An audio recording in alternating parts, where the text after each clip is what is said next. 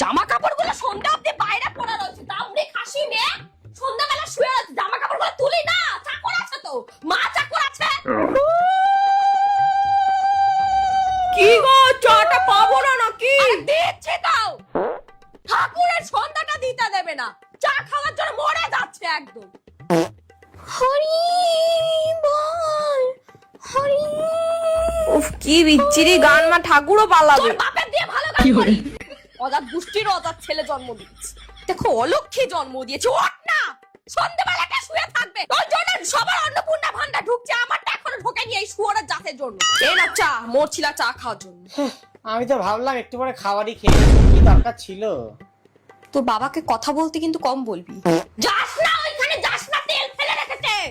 আরে কি বাজে মেয়ে ছেলে একটা। প্রত্যেকের বাড়িতে সন্ধ্যেবেলা ম্যাগি চাউমিন কত একটু দাঁড়াও, কি শুনতে হয়, দাও।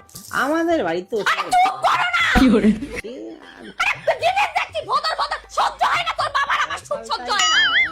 গেল গেল মুড়ি গেল, মুড়ি গেল। কাপটাকে এখানেই ফেলে রেখে দিয়েছে, চাকর রয়েছে না, চাটা যে খাওয়ার পর কাপ রেখে আসতে শেখনি নাকি? তুমি কি এখন কাপ নিয়ে কি ডুগডুগি খেলবা নাকি? কি মানে সব জিনিস তোমার এত দোষ বের করো? এত কথা বলো না। হ্যাঁ, ভক ভক করে গন্ধ বেরোনো লোকের এত কথা মানায় না।